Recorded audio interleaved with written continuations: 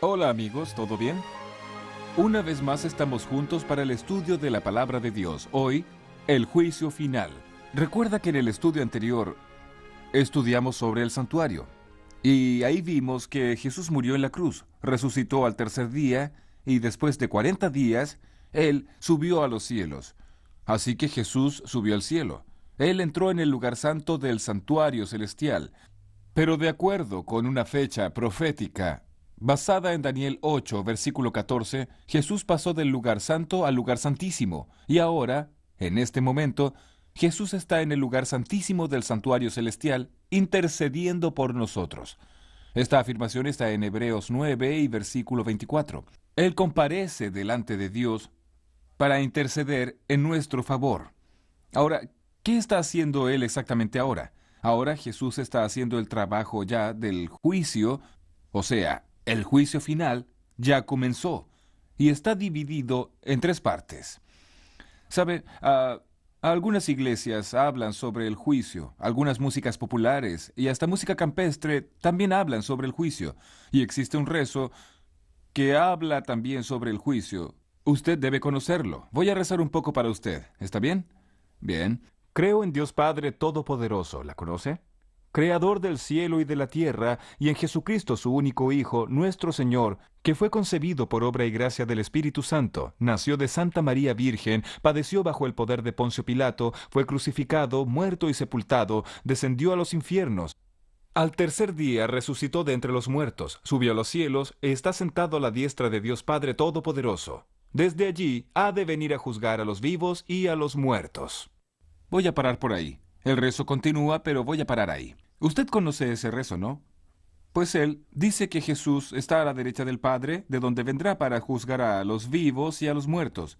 Hasta aquí está todo bien. El problema es que el rezo, las músicas y muchas iglesias no explican cómo será el juicio. Y es justamente esa explicación que tendremos ahora en la palabra de Dios, en la Biblia. Vea lo que está escrito en 2 de Corintios capítulo 5, versículo 10. El apóstol Pablo, inspirado por el Espíritu Santo, dice así: porque es necesario que todos nosotros comparezcamos ante el tribunal de Cristo, para que cada uno reciba según lo que haya hecho mientras estaba en el cuerpo, sea bueno o sea malo. En lo que me gustaría llamar su atención y destacar en este versículo es que todos nosotros compareceremos delante del tribunal de Cristo.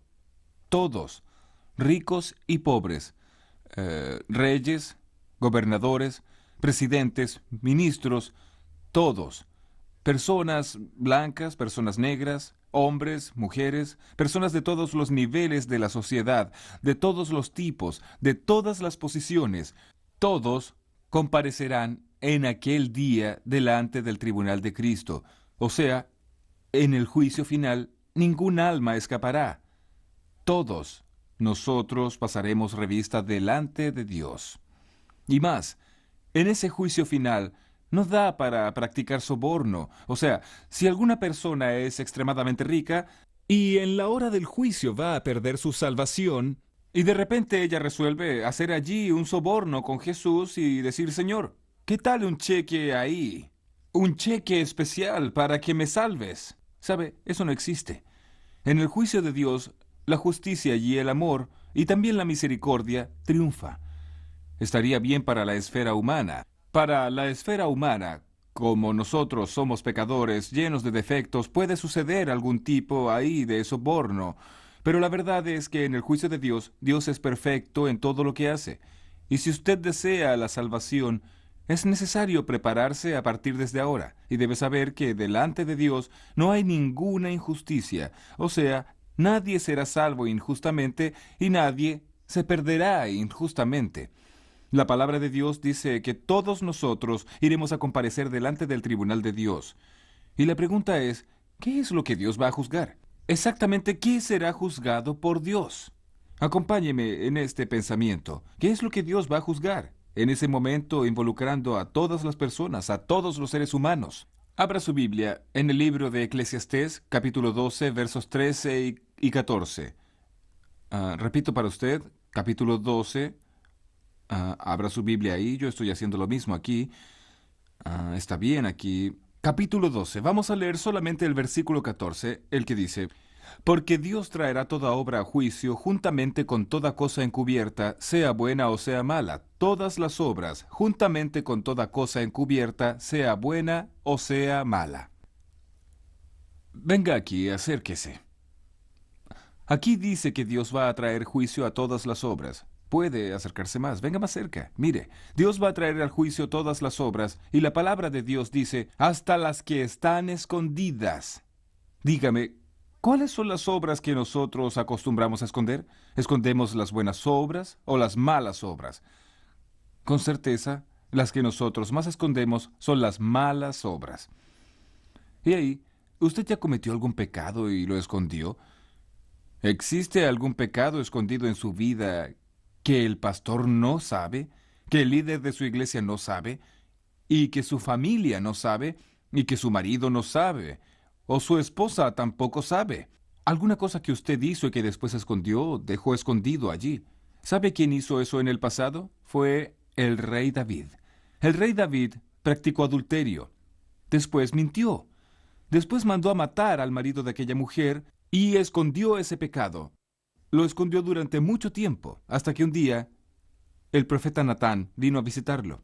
Y al visitarlo, el profeta Natán le contó una historia, y después reveló a David que el pecado que él había escondido no estaba tan bien escondido, y ahí se cumple el texto de Jesús que dice, no hay nada encubierto que no sea descubierto, no hay nada oculto que no sea revelado. Y el profeta Natán miró a los ojos del rey David y le dijo, David, tú eres el hombre que cometió ese pecado. Y ahí David cayó de rodillas, arrepentido, confesó sus pecados a Dios y pidió perdón, y ese momento en que él se arrepintió está en el Salmo 51, cuando David dice, crea en mí, oh Dios, un corazón limpio, y renueva un espíritu recto dentro de mí.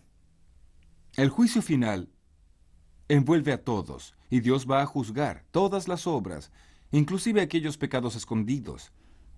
Hoy, usted sabrá cómo actuar, qué hacer, para que en la hora del juicio reciba la absolución, el perdón, la salvación. Entonces vamos a analizar juntos todos esos detalles y qué hacer, cómo actuar delante del juicio. ¿Está bien? Entonces vamos a abrir la Biblia y vamos a saber detalles del juicio y a saber cómo debemos actuar. Acompáñeme, por favor. Acompáñeme aquí. Aquí está. Aquí dice que Dios va a traer juicio a todas las obras. Piense un poco. Desde que usted nació hasta ahora, ¿cuántas palabras ya dijo? ¿Cuántos pasos ya dio? ¿Cuántos pecados usted ya practicó? ¿Cuántas cosas buenas usted ya hizo? ¿Qué fue lo que pasó en su vida desde su nacimiento hasta ahora? Si el juicio final terminara hoy para usted, ¿usted estaría salvo o perdido? ¿Usted estaría con la salvación garantizada? ¿Qué cree usted? Piense. Es lo siguiente, si usted está en duda, si alguna cosa le preocupa, entonces cálmese. Nosotros vamos ahora a analizar esos detalles del juicio final. Primeramente, ¿quién es quién en el juicio final? ¿Quién es quién? ¿Quién es el juez? ¿Quién es el abogado de defensa? ¿Quién es el abogado acusador? ¿Quiénes son los testigos? ¿Y quiénes son los acusados? ¿Y cuál es la ley usada por Dios como norma en el juicio final? Vamos a saber quién es quién. Eso está todo en la Biblia, y yo lo invito a usted para que me acompañe en estas lecturas y saber entonces el diagrama del juicio. ¿Quién es quién en el juicio final?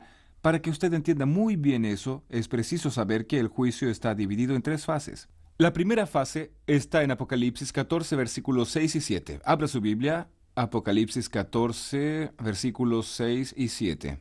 Está aquí, vea.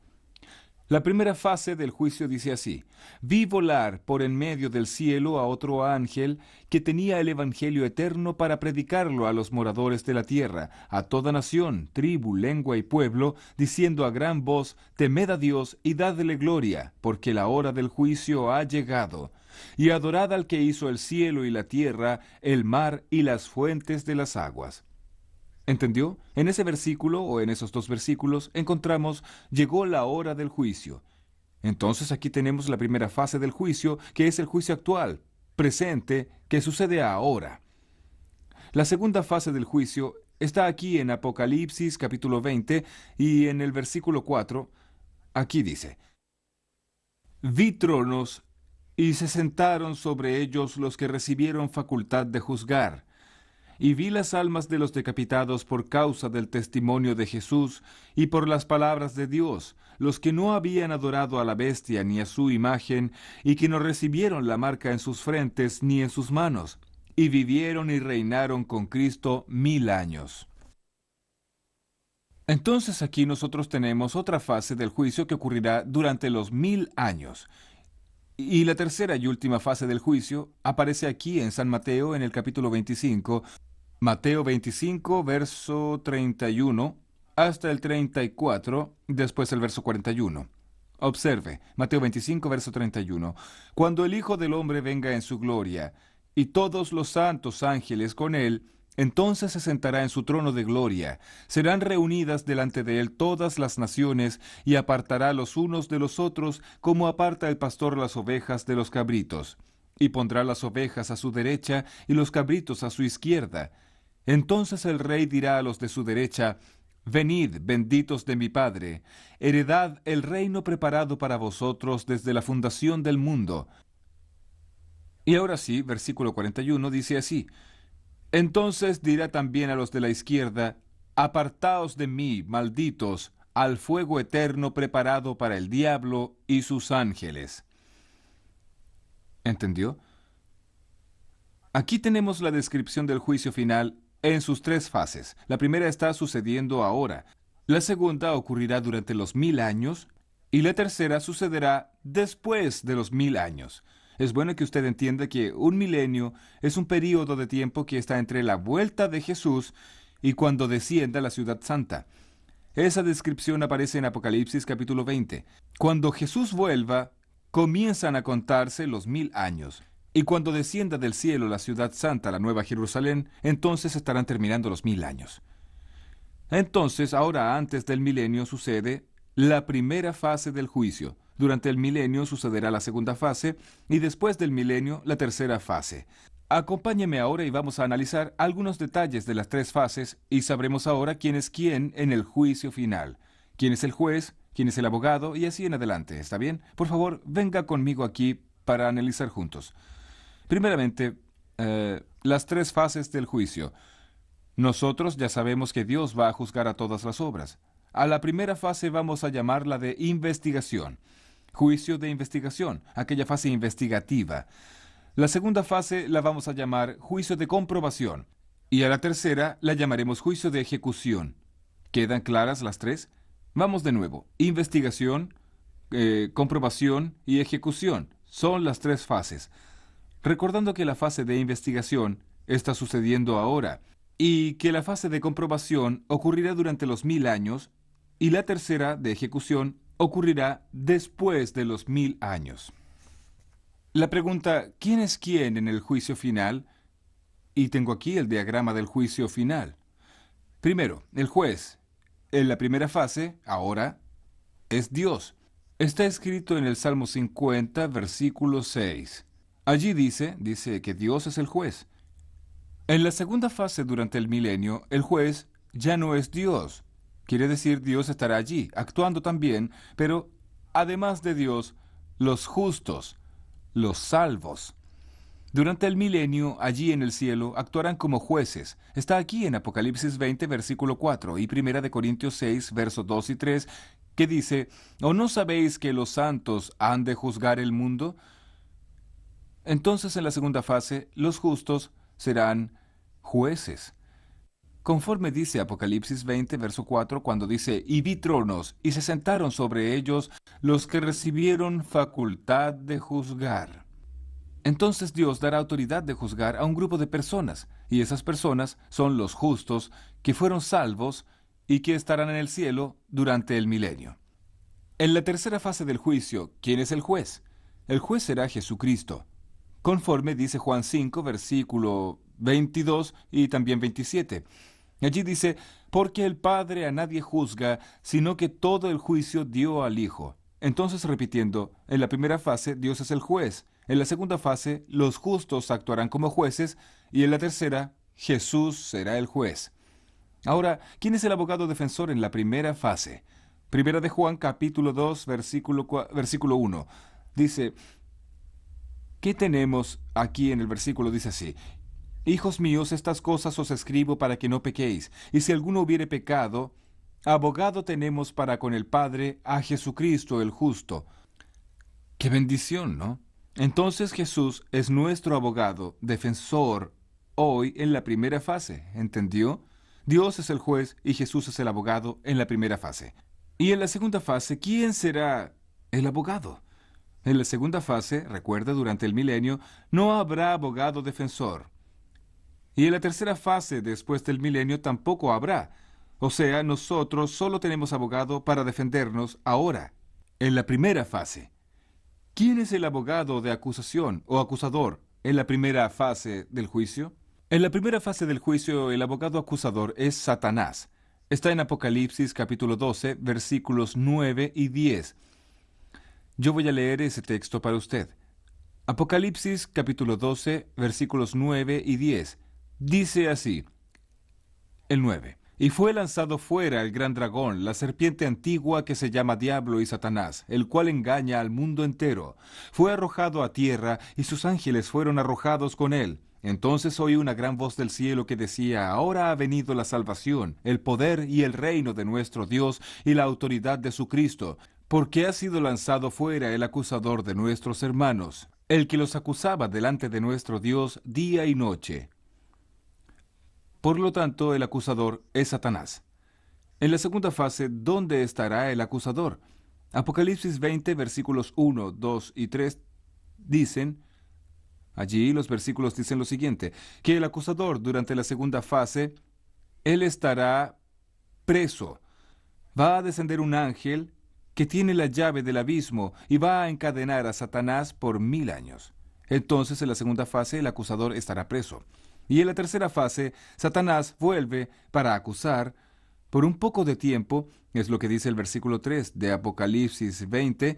Aquí dice claramente, y lo arrojó al abismo, y lo encerró, y puso su sello sobre él, para que no engañase más a las naciones, hasta que fuesen cumplidos 1000 años. Y después de esto debe ser desatado por un poco de tiempo. Entonces, después del milenio, en la tercera fase, Satanás vuelve como acusador, pero por poco tiempo. Ahora, ¿quiénes son los testigos? Los testigos del juicio final son los ángeles. Apocalipsis 5, versículo 11. Los ángeles. En la primera, en la segunda y en la tercera fase, los ángeles son los testigos. ¿Y quiénes son los reos? Claro que los reos somos todos nosotros. No hay duda, pero en la primera fase del juicio, los que están siendo investigados, juzgados en ese proceso investigativo, son los cristianos, los justos, los hijos de Dios, conforme dice aquí, Primera de Pedro 4:17.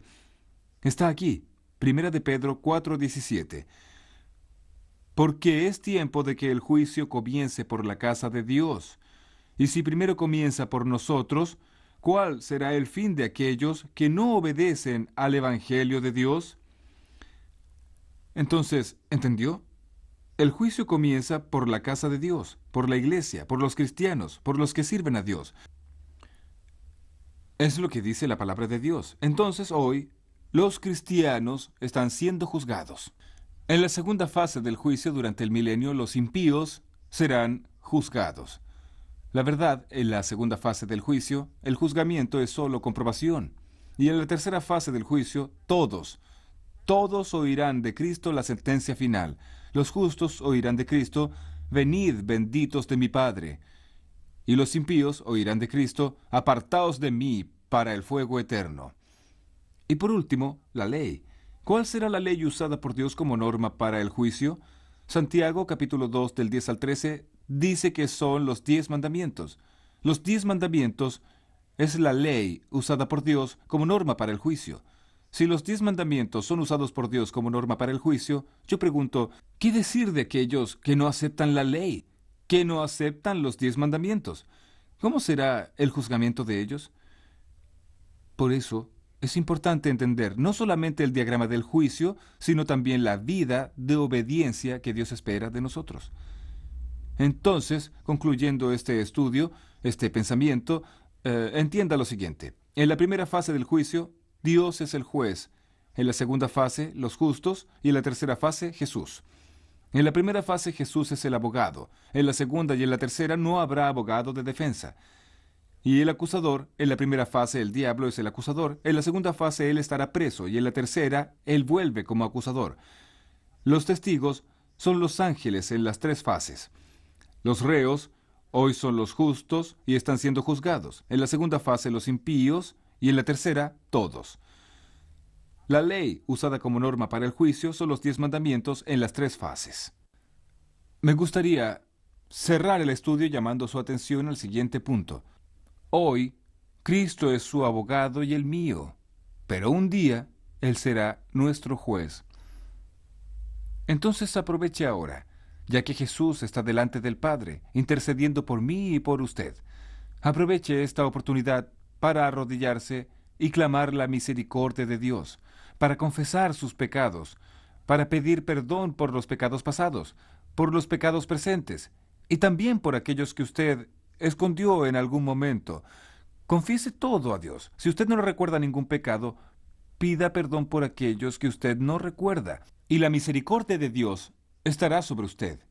Y tenga la seguridad absoluta que cuando llegue el momento final de la historia, si usted es fiel, confiesa sus pecados a Dios, pide perdón a Dios y los abandona, y anda en comunión con Jesús, con certeza, usted será vencedor y victorioso.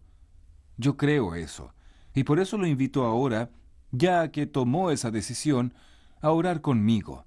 Cierre sus ojos. Vamos a orar.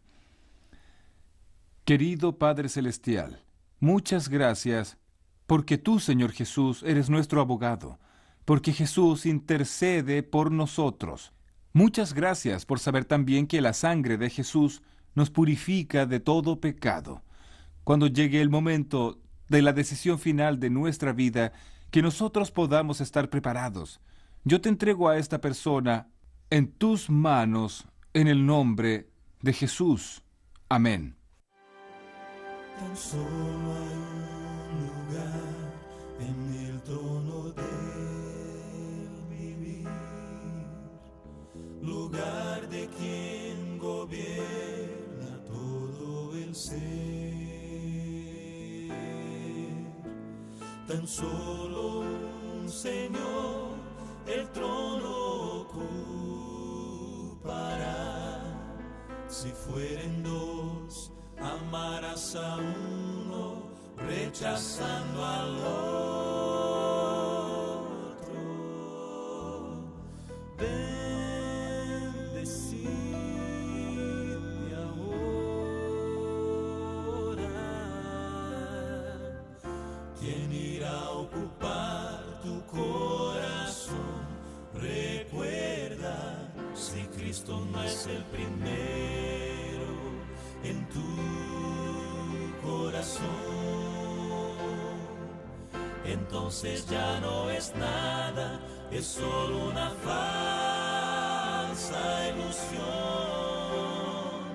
Pero si es el primero, si es tu compañero, motivo de tu existir, irás a vivir, irás a reír, irás a vencer.